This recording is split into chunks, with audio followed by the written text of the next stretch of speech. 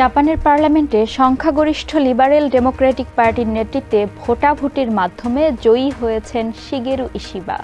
তাই দেশটির পরবর্তী প্রধানমন্ত্রী হতে চলেছেন শিগেরু ইশিবা। এর আগে তিনি জাপানের প্রতিরক্ষা মন্ত্রী হিসেবে দায়িত্ব পালন করেছেন। বার্তা সংস্থা রয়টার্স জানিয়েছে, স্থানীয় সময় গত ২৭ সেপ্টেম্বর হাড্ডাহাড্ডি লড়াইয়ের মধ্য দিয়ে ভোটে জয়ী হন ৬৭ বছর বয়সী ইশিবা। ভোটাভুটিতে তার প্রধান প্রতিদ্বন্দ্বী ছিলেন জাপানের অর্থনৈতিক নিরাপত্তা মন্ত্রী সানায়ে তাকাইচি। এর আগে দিনের শুরুতে প্রথম রাউন্ডের ভোটে ৯ জন প্রার্থীর মধ্যে কেউই সংখ্যাগরিষ্ঠতা অর্জন করতে সক্ষম হননি। পরে সবচেয়ে বেশি ভোট পাওয়া ২ প্রার্থীর মধ্যে ভোট অনুষ্ঠিত হয়। জাপানের প্রধানমন্ত্রী ফুমিও কিশিদা গত মাসে ক্ষমতা থেকে সরে যাওয়ার ঘোষণা দেন। এরপর থেকে তার স্থলাভিষিক্ত কে হতে পারেন তা নিয়ে গুঞ্জনে মুখর ছিল জাপান। সেই গুঞ্জন শেষ হলো এই ভোটাভুটির মাধ্যমে। ৫ বারের প্রচেষ্টার পর লিবারেল ডেমোক্রেটিক পার্টি এলডিপির প্রধান নির্বাচিত হয়েছেন ইশিবা। অতীতে জাপানের প্রধান ক্ষমতাসীন উদার গণতন্ত্রী দল এলডিপির নেতৃত্বে পেছনের দরজার দেন দরবারের মধ্য দিয়ে বেছে নেওয়ার ইতিহাস রয়েছে। তবে একবিংশ শতাব্দীর সূচনালগ্ন থেকে নিজস্ব একটি নির্বাচনী ব্যবস্থা দলের নেতৃত্ব ঠিক করে দিয়েছে। এ ব্যবস্থায় দলের সংসদ সদস্যরা ছাড়াও প্রায় ১০ লাখ চাঁদা প্রদানকারী সাধারণ সদস্য দলের নেতা নির্বাচনে ভোট দিতে সক্ষম। তবে এখনও দলীয় সংসদ সদস্যদের প্রাধান্য বজায় রয়েছে। এর কারণ, উভয় পক্ষের ভোটের মূল্যমান সমান হওয়ায় সংসদ সদস্যদের সংখ্যাধিক্যের সমর্থন যেই প্রার্থীর প্রতি থাকে সেই প্রার্থীর জয়ের সম্ভাবনা অনেক বেশি। ফলে উপদলীয় বিভাজনে বিভক্ত এলডিপিতে যে উপদলের সংসদে প্রাধান্য বজায় থাকে সেই উপদলের নেতা প্রায় সব সময় প্রধানমন্ত্রী নির্বাচিত হয়ে এসেছেন। ২৭ সেপ্টেম্বরের ভোটের ফলাফলে দেখা গেছে, সানায়ে তাকাচির সঙ্গে ২১৫-১৯৪ ব্যবধানে এগিয়েছিলেন ইশিবা। তার বিজয় সম্পর্কে আল জাজিরা জানিয়েছে, এটি ইশিবার জন্য একটি অসাধারণ বিজয়। এলডিপির একজন অভিজ্ঞ নেতা বলে মনে করা হয় তাকে। এলডিপির শীর্ষ পদ পেতে এটি ছিল তার ৫ম প্রচেষ্টা। এদিকে ইশিবার বিরুদ্ধে ভোটাভুটিতে জিতে গেলে তাকাইচি হতেন জাপানের প্রথম নারী প্রধানমন্ত্রী। তিনি একজন স্বনামধন্য ডানপন্থী রাজনীতিবিদ। জয়ী হলে তিনি শুধু এলডিপি নয়, প্রথম নারী প্রধানমন্ত্রী হিসেবে জাপানেও ইতিহাস সৃষ্টি করতেন। জাপানের পার্লামেন্টে সংখ্যাগরিষ্ঠ দল এলডিপির মধ্যে একাধিক দুর্নীতি ও কেলেঙ্কারির অভিযোগে প্রধানমন্ত্রী ফুমিও কিশিদা গত আগস্টে পদত্যাগ করার সিদ্ধান্ত নেন।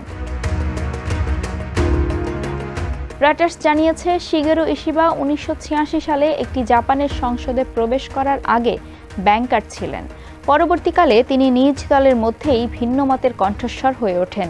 ইতিপূর্বে তিনি পারমাণবিক শক্তির বর্ধিত ব্যবহার নীতির বিরুদ্ধে বিদ্রোহ করেছিলেন। শুধু তাই নয়, বিবাহিত দম্পতিদের আলাদা উপাধি ব্যবহার করার অনুমতি না দেওয়ার জন্য তিনি তার দলের সমালোচনাও করেছিলেন। বিজয়ের পর এক সংক্ষিপ্ত ভাষণে ইশিবা বলেন, আমি নিঃসন্দেহে অনেকের অনুভূতিতে আঘাত দিয়েছি, অপ্রীতিকর অভিজ্ঞতার সৃষ্টি করেছি এবং অনেককে কষ্ট দিয়েছি। আমি আমার সমস্ত ত্রুটির জন্য আন্তরিকভাবে ক্ষমাপ্রার্থী। শুধু প্রতিরক্ষা মন্ত্রী নয়, অতীতে কৃষিমন্ত্রী হিসেবেও দায়িত্ব পালন করেছেন ইশিবা। এলডিপির একজন হেভিওয়েট বুদ্ধিজীবী এবং জাতীয় নিরাপত্তা নীতির বিশেষজ্ঞ হিসেবে তিনি আরও দৃঢ় প্রতিরক্ষামূলক জাপানের পক্ষে কথা বলেন। তার এমন মনোভাব প্রতিরক্ষার জন্য দীর্ঘদিনের মিত্র মার্কিন যুক্তরাষ্ট্রের ওপর জাপানের নির্ভরতা কমাতে পারে। বিশ্লেষকরা বলছেন, ইশিবার আমলে ওয়াশিংটনের সঙ্গে টোকিওর সম্পর্ক কিছুটা জটিল হতে পারে।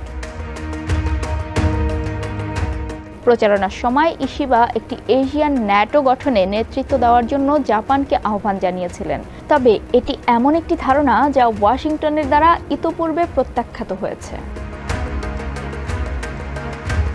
সম্প্রতি ইশিবা বলেছিলেন, জাপানের ওকিনাওয়াতে যেখানে বেশিরভাগ মার্কিন সৈন্য মোতায়েন রয়েছে এবং তারা যেসব ঘাঁটি ব্যবহার করছেন সেগুলোর উপর তিনি আরও বেশি নজরদারি চালাবেন। ইউটিউবে পোস্ট করা একটি ভিডিওতে ইশিবা বলেছেন, নীতি ও রাজনৈতিক অবস্থান মিলে না গেলে রাজনীতিবিদদের সেরা বন্ধু হওয়ার প্রয়োজন নেই। বার্তা সংস্থা এএফপির প্রতিবেদনে বলা হয়, ইশিবা এমন এক সময় জাপানের প্রধানমন্ত্রী হতে যাচ্ছেন যখন এই অঞ্চলে দিন দিন আগ্রাসী হয়ে উঠছে চীন। পশ্চিমা বলয়ের বিপরীতে অবস্থান করা রাশিয়া ও উত্তর কোরিয়ার সঙ্গে সম্পর্ক জোরদার করছে বেইজিং। এমনকি সম্প্রতি জাপানের দুটি দ্বীপের মধ্যে প্রবেশ করেছিল চীনের যুদ্ধজাহাজ। এমন পরিস্থিতিতে আঞ্চলিক নিরাপত্তা সংক্রান্ত হুমকিগুলো নিয়ে তৎপর থাকতে হবে ইশিবাকে। চীনকে সামাল দিতে জাপানের সামরিক বাহিনীকে আরও শক্তিশালী করা এবং পশ্চিমা সামরিক জোট ন্যাটোর মতো এশিয়া ভিত্তিক একটি জোট গড়ে তোলার উপর জোর দিতে পারেন তিনি। একই সঙ্গে চীন সংক্রান্ত মন্তব্য করার সময় সতর্ক থাকতে হবে তাকে। সতর্কতার কথা বলা হচ্ছে কারণ ইশিদা এলডিপির নেতা নির্বাচিত হওয়ার পর চীনের পররাষ্ট্র মন্ত্রণালয়ের একজন মুখপাত্র বলেছেন, জাপানের সঙ্গে সম্পর্ক উন্নয়ন করতে চায় তার দেশ। কারণ চীন ও জাপানের সম্পর্কের গভীর, দীর্ঘমেয়াদী ও স্থিতিশীল উন্নয়ন হলে তা দুই দেশের মানুষের মৌলিক স্বার্থগুলো রক্ষা করবে।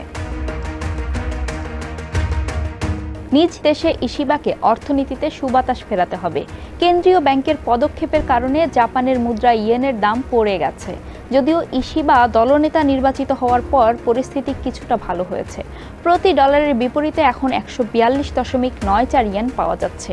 এর আগে $1 146.49 ইয়েন পাওয়া যাচ্ছিল। এছাড়া জাপানের গ্রামীণ অঞ্চলের উন্নয়নের প্রতিশ্রুতি দিয়েছেন ইশিবা। দেশটির দুর্যোগ মোকাবিলার জন্য একটি সরকারি সংস্থা গড়ে তোলার কথাও বলেছেন তিনি। সব মিলিয়ে প্রধানমন্ত্রী হতে যাওয়া ইশিবার উপর ভরসা রাখছেন অনেকেই। এমনই একজন টোকিওর বাসিন্দা জুনকো তোমিনাগা। এএফপিকে তিনি বলেন, ইশিবা সম্পর্কে আমার ভালো ধারণা রয়েছে, কারণ তিনি যা মনে করেন তা করে দেখানোর সাহস রয়েছে তার। তবে প্রতিরক্ষার বিষয়ে ইশিবার নেতৃত্বে জাপান আরও ডানপন্থী হয়ে উঠুক তা আমি চাই না। এলডিপির নেতা নির্বাচিত হওয়ার পর টোকিওতে দলের কার্যালয়ে দেওয়া এক বক্তৃতায় ইশিবা বলেন, সবাই যেন আবার হাসি মুখে জীবনযাপন করতে পারেন এমন একটি নিরাপদ জাপান গড়ে তুলতে হলে আমাদের একসঙ্গে কাজ করতে হবে। জনগণের শক্তিতে বিশ্বাস করতে হবে এবং সাহস ও আন্তরিকতার সঙ্গে সত্যটা বলতে হবে।